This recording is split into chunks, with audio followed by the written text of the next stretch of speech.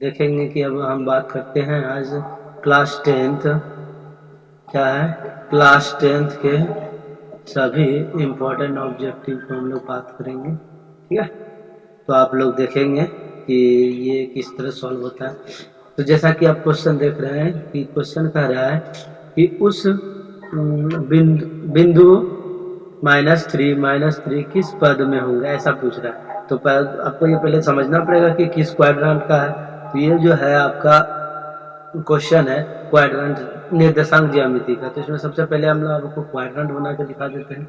जैसे आप लोग जानते ही होंगे कि कि ये आपका होता है y एक्सिस और ये आपका होता है y डैश एक्सिस, इसको कहते हैं आप लोग x एक्सिस, और ये आपका हो जाता है x डैश एक्सिस। जैसा कि हम लोग जानते हैं इसको कहते हैं फर्स्ट क्वाड्रेंट, और ये होता है सेकेंड क्वाड्रेंट, और ये आपका क्या होता है थर्ड क्वाड्रेंट, और ये आपका फोर्थ क्वाड्रेंट होता है। तो इसमें क्या होता है ऑल आर पॉजिटिव होता है, और इसमें क्या होता है कि निगेटिव और पॉजिटिव होता है, और इसमें निगेटिव क्वाड्रेंट होता है, और जबकि इसमें पॉजिटिव और निगेटिव क्वाड्रेंट होता है। इसलिए इसमें क्या है निगेटिव है, तो आपका आंसर क्या हो जाएगा, ऑप्शन हो जाएगा आपका कौन सा। तो देख पा रहे हैं कि फर्स्ट में प्लस प्लस है, दूसरा में माइनस प्लस है, और इसमें थर्ड क्वाड्रेंट में क्या है माइनस माइनस, जैसा कि आंसर में भी क्या दिया है माइनस माइनस, इसलिए आपका एक आंसर कौन हो जाएगा थर्ड। ठीक है, तो इसी प्रकार आप लोग बनाएंगे और देखेंगे। अब नेक्स्ट क्वेश्चन की बात करते हैं हम लोग। जैसे इस क्वेश्चन की बात करते हैं, तो इस क्वेश्चन में क्या करना है आपको कि इसमें सबसे पहले देखना है कि बेस इक्वल करना है। ये पावर फ्रैक्शन का है, जो आप 9th में भी पढ़े होंगे। तो ये 2 to the power x minus y है। तो आप यहाँ पर रूट अंडर क्या लिखा है 8 है। तो आप जानते हैं कि 8 का जब फ्रैक्शन हम लोग कर सकते हैं, 8 को हम लोग ऐसा 2 इंटू 2 लिख सकते हैं, या 2 टू दी पावर 3 लिख सकते हैं। तो हम इसको ऐसा लिख सकते हैं 2 टू दी पावर 3। और जैसा कि हम लोग जानते हैं चूंकि रूट रूट का मतलब क्या होता है हाफ होता है, या नहीं तो आप ये भी जानते होंगे कि स्क्वायर रहता है, इधर स्क्वायर जब हटाते हैं इधर आपका क्या हो जाता है रूट आ जाता है। रूट और स्क्वायर एक दूसरे क्या कोली में कट जाता है। तो ठीक उसी प्रकार यहाँ पे हम लोग देखेंगे। तो यहाँ हम चाहें तो उस रूट को हम ऐसे लिख सकते हैं। फिर हम लोग जानते हैं कि पावर क्या होता है, जैसे हम लोग पढ़े होंगे कि a to the power m और a to the power n, इसका मतलब होता है a to the power m into n। तो ठीक उसी प्रकार आप इसको लिख सकते हैं 2 टू दी पावर ये मल्टीप्लाई हो जाएगा 3 इंटू 1/2। तो ये आपका आंसर क्या आ जाएगा 2 टू दी पावर 3/2, इस तरह देगा। और ये आपका क्या हो जाएगा, इस तरह से आपका इक्वेशन जब पावर है इक्वल होता है तो बेस क्या हो, सॉरी बेस इक्वल होता है तो पावर भी आपका क्या हो जाएगा इक्वल हो जाएगा। तो आप यहाँ से ऐसा कर सकते हैं कि ये हो जाएगा आपका इस तरह से। यदि इसको हम इसके इक्वल मान लें तो ये आपका हो जाएगा कितना x प्लस वाई बराबर कितना हो जाएगा 3/2, और इधर हो जाएगा x माइनस वाई बराबर क्या 3/2। तो इसमें देख पा रहे हैं कि इसमें देख पा रहे हैं कि आपका ये जो है आपका ये क्या होगा इस तरह से, ये आपका स्ट्रेट लाइन को हम लोग लिखते हैं, ये इस तरह से हो जाएगा। और आप जानते हैं कि y से ये y आपका कट जाएगा, और यहाँ हो जाएगा कितना 2x, और ये दोनों को जब ऐड कीजिएगा तो आप लोग ऐड कर सकते हैं, जैसे कि 3/2 प्लस 3/2 है। इसको जब ऐड करेंगे तो बेस से हमें पावर छूट जाएगा, और ये इसको हो जाएगा कितना 6/2, ये कट जाएगा कितना 3 टाइम, और ये निकल के कितना देगा 3, और x इक्वल टू कितना है 3/2। अब y वाला चाहिए तो y का वैल्यू यहाँ x का वैल्यू यहाँ रखेंगे, उधर ये सब्ट्रैक्ट हो जाएगा। तो इस प्रकार क्या हो जाएगा y का वैल्यू आपका क्या निकला है 0। ठीक है, तो ये आपका आंसर हो गया सी नहीं। ठीक है, आप इस प्रकार देखेंगे। नेक्स्ट क्वेश्चन देखिए, ये क्या, अच्छा ये देखिए ये आपका हो गया क्या डिग्री टेबल से आप लोग पढ़े होंगे डिग्री का वैल्यू, ताकि आप लोग जानते हैं। यदि आपको नहीं याद है तो आप ये फॉर्मूला जरूर पढ़े होंगे, cos theta is equal to होता है cos theta by sine theta. आप जानते हैं साइन थीटा जानते हैं, तो हमको चाहिए कितने डिग्री 60 डिग्री का। थीटा के स्थान पर हम 60 डिग्री रख लेते हैं, तो यहाँ भी क्या हो जाएगा 60 डिग्री, और यहाँ भी क्या हो जाएगा 60 डिग्री। जब यहाँ 60 है तो cos 60 डिग्री का आप लोग जानते हैं कि जो sin 30 डिग्री का होता है वही 60 डिग्री का होता है। तो 60 डिग्री का हाफ हो गया और sin 60 डिग्री का मान होता है √3/2। और जैसा कि जानते हैं 2 टाइम्स जब डिवाइड रहता है तो आप इसको आप लोग क्या करते हैं, प्लट कर लिख लेते हैं। तो ये फर्स्ट वाला जो डिविजिबल है वैसा ही रह जाता है, सेकेंड वाला डिविजिबल को आप पलट कर क्या करते हैं, मल्टीप्लाई कर देते हैं। और ये सॉरी ये 3 हो जाएगा आपका, ये 3 हो जाएगा, ये 2 से 2 डिवाइड हो जाएगा। तो आपका आंसर क्या आ गया 1/√3, जो कि आपका ऑप्शन बी में दी। तो ये इस तरह से आप बना सकते हैं। यदि आपको डायरेक्ट याद है डायरेक्ट भी लिख सकते हैं, क्योंकि आप लोग यदि याद करते हैं तो आपको डायरेक्ट भी याद होगा कि cot 60 डिग्री का मान क्या होता है 1/√3, जो क्या होता है tan 30 डिग्री के अपोजिट होता है। tan 30 डिग्री का मान जो होता है उसका डिविजिबल होता है। वैसे आप इक्वल नहीं कर सकते हैं तो आप ये कर सकते हैं, ठीक है। तो नेक्स्ट क्वेश्चन देखेंगे। आप लोग देखिए, जब भी कभी ऐसा क्वेश्चन दिया रहे, ऐसे क्वेश्चन को सॉल्व करने के लिए बड़ा सिंपल तरीका है। ऐसे क्वेश्चन को सॉल्व करने के लिए आपको देखना है एंगल का एडिशन।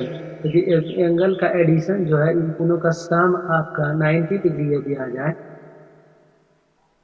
इन दोनों का सम यदि 90 डिग्री आ जाता है तो हम लोग क्या कर देते हैं इस तरह से,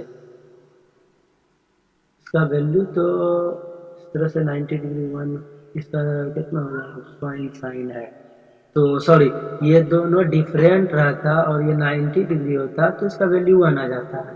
क्या आ जाता है 1 आ जाता है। कब, जब इन दोनों का एंगल का सम यदि 90 डिग्री हो और ये साइन और कॉस एक दूसरे का अपोजिट हो, 90 मतलब जैसे थीटा चेंज होता है तो उस तरह से हो, तब 1 होता है। लेकिन यहाँ आपको तो दोनों सेम सेम दिख रहा है, इसलिए ऐसा नहीं होगा।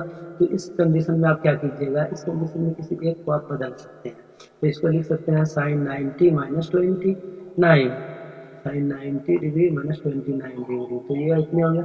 और नीचे वाले को एज इट इज क्या करेंगे, रहने देंगे sin 29 डिग्री। तो जैसा कि हम लोग पढ़ चुके हैं बहुत बार, sin 90 - थीटा तो क्या हो जाएगा cos थीटा। दिया हुआ cos 29 degree divide by sin 29 degree. तो इस प्रकार आपका देख पा रहे हैं कि ये कितना हो जाएगा आपका 2099। और अभी जस्ट बताया आपको क्या कि cot थीटा का ये फॉर्मूला है। तो cot आपका क्या हो जाएगा 29 डिग्री, जो आपको कहाँ दिख रहा है।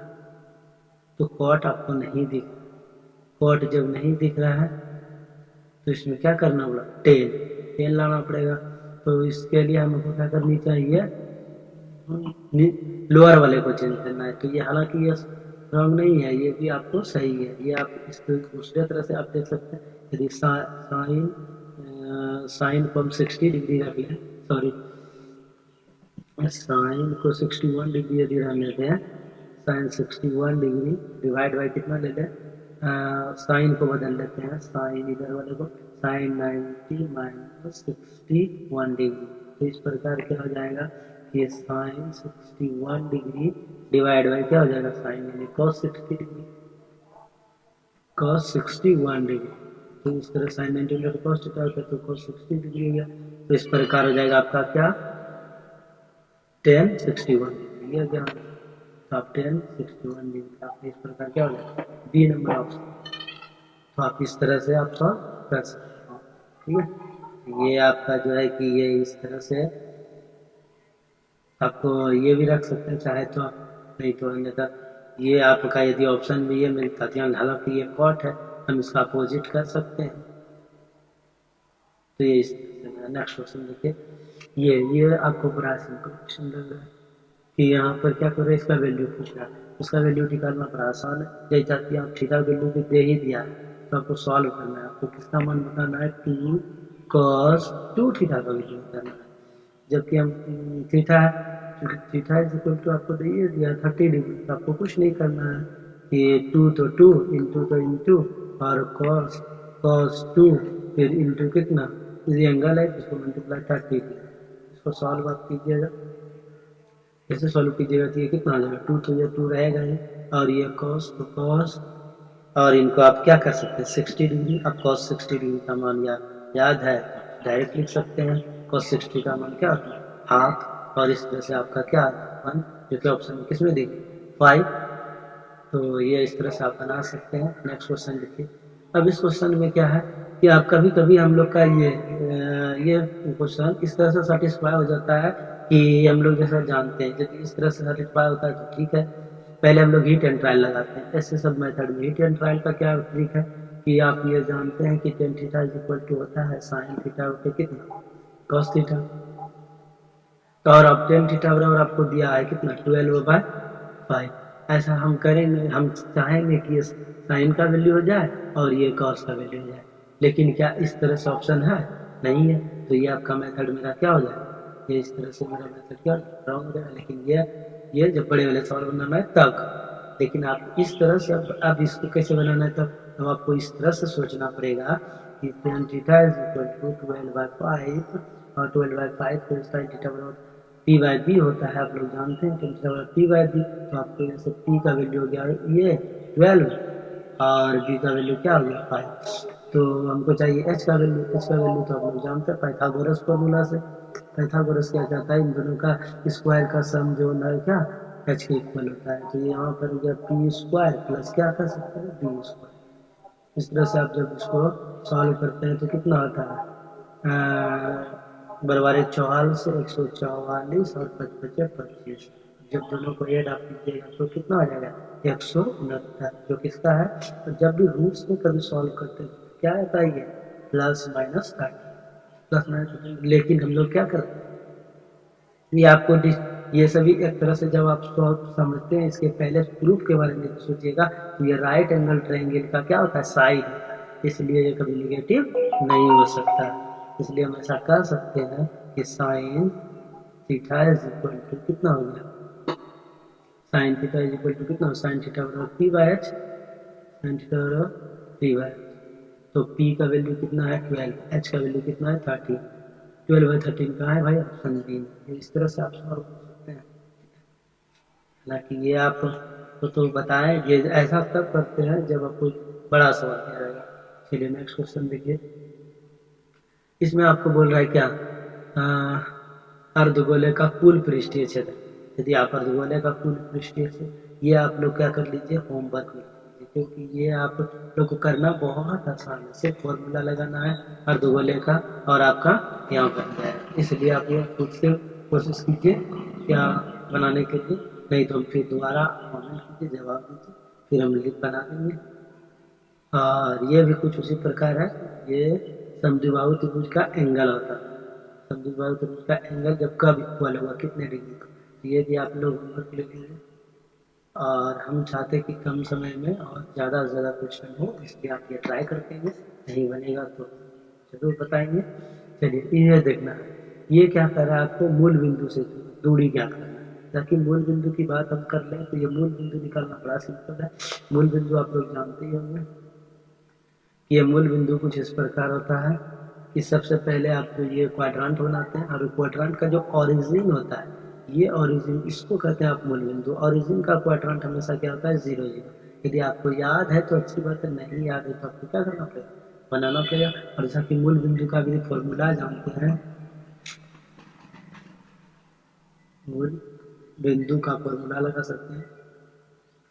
मूल बिंदु का जब आप फॉर्मूला लगाइएगा तो ये डायरेक्ट हम लोग फॉर्मूला याद रखते हैं कि a square x square plus y square. आप डायरेक्ट फॉर्मूला लगाइए, जैसा कि हम लोग ऑब्जेक्टिव बना रहे हैं तो इस तरह से ट्रिक का इस्तेमाल करेंगे। और डायरेक्टली क्या करना है अपने, यदि आप चाहें तो इसको बिना पेन के भी बना सकते हैं। आप इसका स्क्वायर कीजिए और इनका भी स्क्वायर कीजिए, सॉरी ये माइनस है, और इनका जैसे स्क्वायर कीजिएगा तो ये 16 हो जाएगा, ये 9 हो जाएगा, ये टोटल कितना हो जाएगा 25। और इसको जब सॉल्व करते हैं 25 को दिया आंसर कितना आता है 5। तो इसको हम लोग जब भी लिखते हैं तो जब भी हम ये क्या है तरह का डिस्टेंस है, जब डिस्टेंस को हम लिखते हैं यूनिट में लिखते हैं UNIT यूनिट में लिखते हैं। तो इस तरह से आप लोग सवाल कर सकते हैं। धन्यवाद।